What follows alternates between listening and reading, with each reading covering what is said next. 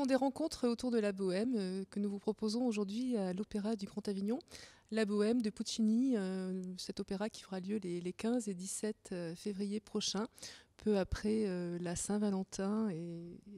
C'est un honneur de vous présenter un artiste que l'on connaît bien, ténor Florian Laconi. Bonjour. Bonjour. Comment allez-vous, Florian? J'ai envie de vous demander parce que on vous voit un peu partout sur beaucoup de productions en même temps. Alors j'ai envie de vous demander comment vous sentez-vous? Moi, ça va toujours très très bien. Si ça va pas, je m'arrête, je reste couché. Non, ça va très très bien. Très heureux d'être ici sur cette production qui me plaît énormément, avec des collègues formidables. Donc ça va très bien. Alors, l'Opéra d'Avignon, c'est une maison que vous connaissez bien. Les personnes avec lesquelles vous interprétez Rodolfo pour la bohème, en l'occurrence, aussi, c'est un entourage aussi que vous commencez pour les unes à connaître aussi bien. Donc c'est peut-être une famille aussi culturelle, j'ai envie de vous demander. Ah oui, l'Opéra d'Avignon, pour moi, c'est vraiment un opéra de cœur, quoi, parce que ça fait 15 ans que je chante et ça fait 15 ans que je viens à l'Opéra d'Avignon. Et vraiment, depuis 15 ans que Monsieur Dufaux me fait confiance, je crois qu'on doit être à la 35 ou 37e production à l'Opéra d'Avignon, ce qui est quand même extrêmement, de nos jours, extrêmement rare pour un artiste d'avoir pu faire près de 40 productions dans une maison de théâtre. C'est formidable. Alors évidemment, je reviens ici toujours comme en famille et c'est toujours une nouvelle aventure. Mais malgré tout, voilà, ça se passe vraiment dans une bonne humeur, puis dans une tranquillité, dans une sérénité finalement, puisque maintenant, voilà, les murs me connaissent et moi je les connais, donc voilà. Donc ça veut dire que chaque fois que vous venez ici, vous avez plus de stress ou quand même, si, il y a quand même une tension, une pression? C'est même le contraire. Chaque fois que je chante ici, j'ai plus le stress qu'ailleurs, parce qu'effectivement, étant donné que ça fait presque 40 fois que je chante à l'Opéra d'Avignon, eh bien, il est plus facile de... Enfin, pas plus facile, mais j'aurais peur de décevoir, du coup. Donc, effectivement, c'est comme le public me connaît maintenant relativement bien, j'essaye de faire au maximum pour ne pas le décevoir. Et c'est vrai que ça me met une pression supplémentaire que je n'ai pas dans d'autres maisons d'opéra, oui. Alors Rodolphe, parlez-nous de ce personnage que vous interprétez. On est dans du romantisme, on est aussi dans des craintes, on est dans du drame aussi à la fin. Toutes ces couleurs émotionnelles, comment les ressentez-vous? Ah ben c'est un personnage, je pense que c'est un personnage avec lequel il faut avoir une grande affinité et avec lequel il faut prendre de grandes distances. De grandes affinités, parce que le personnage... il faut être, je pense qu'il faut être un rêveur, comme je suis un petit peu, pour jouer Rodolphe, ce poète amoureux de Mimi, dont il tombe amoureux dès le premier coup d'œil, qui est un artiste qui ne laisserait sa vie d'artiste tomber pour rien au monde. Je pense qu'effectivement, à ce niveau-là, il faut avoir de grandes affinités. Mais il faut prendre de grandes distances parce que c'est un personnage qui peut nous dévorer. Dans le sens où la musique de Puccini est tellement vraie, est tellement véridique, est tellement juste, est tellement humaine, est tellement sentimentale que si on se laisse vraiment emporté par la musique puccinienne, comme on dit familièrement, on peut y laisser des plumes. C'est un personnage avec lequel il faut prendre ses distances, parce que sinon, si on rentre vraiment dans Rodolphe, on peut sur scène être dans un état de tristesse et de douleur terrifiant, ce qui peut être formidable quand on a des sentiments à interpréter. Mais je pense qu'il faut laisser le personnage au porte-manteau quand on sort du théâtre. Et ça a pu arriver pour certains personnages. Je pense pas à Rodolphe, parce que c'est un personnage qui souffre tellement et qui a tellement de douleur en lui que je pense que j'ai toujours pris beaucoup de distance avec lui. Mais d'autres personnages que j'ai ramenés à la maison et auxquels j'étais étonné de me retrouver confronté dans ma vie. Donc c'est un personnage que je laisse au porte-manteau de ma loge quand j'en sors, mais faut prendre ses distances avec ce genre de personnage. Alors vous parlez de musique, vous parlez d'écriture du compositeur Puccini. C'est une musique qui fait état, j'ai l'impression, de différentes émotions. Voilà, c'est vraiment un fait une transportation que cela peut vous porter. Vous parlez que vous essayez de laisser ce personnage à chaque fois sur la scène et de ne pas l'emporter chez vous. Donc c'est toute la musique en fait qui est autour de cela, toutes ces écritures qui sont autour de cela. Je pense que Puccini avait un grand amour de tous ses personnages, quels qu'ils soient. Je pense que même dans Tosca, il adorait Scarpia, qui est un personnage odieux et immonde. Si je dis ça, c'est parce que je pense que Puccini a véritablement écrit une musique très proche des caractères de tous ces personnages. Il n'y a pratiquement pas besoin de réfléchir énormément pour créer un personnage puccinien. À mon avis, il faut s'imprégner énormément de la musique, lire exactement tout ce que Puccini, toutes les indications que Puccini a écrit dans la partition.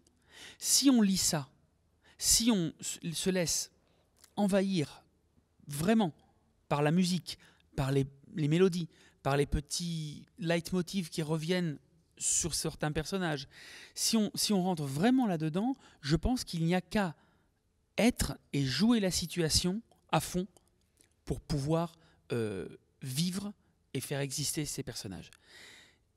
Finalement, c'est pas très facile à chanter parce que c'est une musique relativement difficile, vocalement j'entends.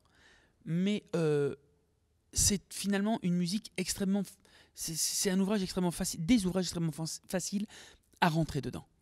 Si on fait l'effort de se prêter au jeu, de bien lire ce qui est écrit et de bien assimiler ce que Puccini a composé, on ne peut être que juste.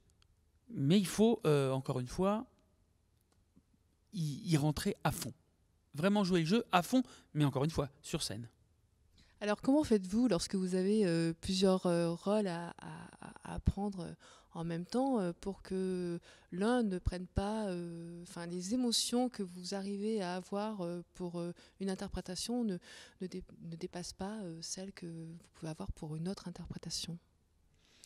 C'est très très simple. À partir du moment où j'apprends une partition, je ne suis pas encore dans le personnage. Je suis dans l'apprentissage de la musique pure, de la partition.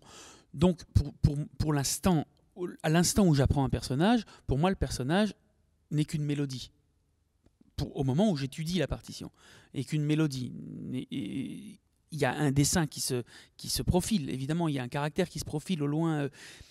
Mais le personnage incarné ne commence à apparaître qu'à partir du moment où le metteur en scène accepte de me tendre la main et de sculpter la pierre brute que je suis, que je lui apporte. À partir du moment où on décide de faire ce travail ensemble, et avec le chef d'orchestre aussi, parce qu'on est quand même 3 artisans à créer un personnage. Évidemment, eux ont d'autres personnages à créer autour, mais moi j'ai toujours besoin de l'avis du metteur en scène et de l'avis du chef d'orchestre. Je refuse de faire la même chose, par exemple dans Bohème, que j'ai déjà fait il y a 4 ou 5 ans quand j'ai chanté ce rôle. Je le refuse. Parce que j'estime que je viendrais comme un cheveu sur la soupe si je faisais la même chose, alors que les autres personnages racontent une autre histoire. Et c'est facile physiquement, ça, de se mettre neutre et de recommencer tout à zéro sur des émotions? Parce que ces émotions, ça fait partie de vous. Donc, est-ce que inconsciemment, ça ne revient pas automatiquement? C'est pas tellement des émotions. C'est surtout de l'histoire que le personnage se raconte dans sa tête. Enfin, pas dans sa tête, que le personnage se raconte, que le personnage a vécu. C'est-à-dire que le Rodolphe, mis en scène par Nadine Dufaux, n'a pas eu le même vécu avant que le Rodolphe qui a été mis en scène par un autre metteur en scène. C'est-à-dire que toute l'histoire qui vient avant, toute la chronologie passée du personnage n'est pas la même. Alors, c'est peut-être un petit peu, ça fait peut-être un petit peu très intellectuel ce que je dis, mais c'est un véritable travail d'acteur.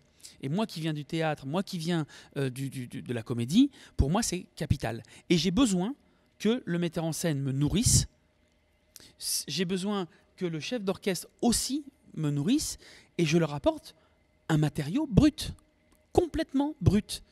Même si j'ai déjà joué le personnage, je fais abstraction de tout ce que j'ai été avant. Alors évidemment, certaines choses vont me resservir pour le nourrir un petit peu. Mais comment faites-vous physiquement? Vous faites du yoga, vous faites de la méditation. Comment vous y prenez-vous? C'est pas de la méditation, c'est pas du yoga, mais c'est quand même une réflexion sur la personnalité du personnage. Et puis, aux différents stades de la vie de quelqu'un, je parle du chanteur là pour le coup, on ne vit pas la même chose. On n'est pas la même personne à chaque instant. Donc il y a aussi le fait de puiser dans nos expériences. Depuis la dernière fois que j'ai chanté Rodolphe, j'ai pu avoir des deuils, j'ai pu avoir des ruptures, j'ai pu avoir des séparations, j'ai pu avoir des disputes, j'ai pu avoir des grands moments de bonheur. Toutes ces choses-là vont aussi aider à Florian Laconi de jouer, de créer et d'être Rodolphe. Et ça, le personnage, le travail du personnage est vraiment passionnant. Et si on lit des écrits comme Stanislavski, comme Vitesse, qui sont du théâtre pur, c'est extrêmement intéressant de faire évoluer un personnage selon nos âges. Les comédiens ont moins la chance que nous de pouvoir retrouver des personnages. Nous, on a cette chance. La chance de retrouver Don José dans Carmen, qui ne sera pas le même selon la Carmen qui est en face, selon le metteur en scène qu'on a en face, ou selon le vécu que l'on a actuellement. Et c'est pareil pour tous les personnages. Et Rodolphe, c'est ça aussi. Et c'est ça aussi qui vous plaît? Bien sûr, c'est capital. C'est aussi pour ça que je fais exclusivement de la scène et assez peu de concerts, parce que la musique lyrique, pour elle-même, est très très belle, mais pour moi, le principal intérêt de la musique lyrique, c'est d'être jouée. Et ça, si on ne le fait pas sur scène avec une mise en scène, c'est difficile. Vous parlez de voix, de difficultés ou de différentes possibilités d'interpréter Rodolfo par rapport à la voix. Qu'est-ce que vous entendez exactement? Je reviens exactement à la même chose. Je reviens à ce que le personnage vit. Si on me demande de vivre la rencontre avec Mimi de manière très timide, je ne chanterai pas l'air de Rodolphe de la même façon que si on me demande de jouer l'air de Rodolphe de manière très enflammée. Ça va revenir à deux choses différentes. Et c'est aussi pour ça que je ne veux pas emmener mon bagage passé avec mon personnage. Parce que le chef d'orchestre avec qui je travaille en ce moment m'a demandé de chanter cet air sur la douceur, sur la tendresse, un peu sur la retenue à certains moments, et à d'autres. Maintenant, quand j'explique à Mimi qui je suis, je me lâche parce que d'un seul coup, je joue un personnage. On ne me l'a pas demandé pareil la dernière fois. On m'a demandé de jouer ce personnage comme étant un personnage qui faisait sa pub, quoi, finalement, qui se la racontait et qui racontait une histoire à Mimi pour essayer de flamber, quoi. Alors que finalement, l'idée qu'il peut être finalement extrêmement timide alors que c'est pas un beau parleur, mais un parleur, ça c'est intéressant. On se donne rendez-vous prochainement au Corrigi d'Orange pour Carmen? Pour Carmen cet été, oui, tout à fait. Avec plaisir, Florian. Merci beaucoup. Merci à vous. Merci.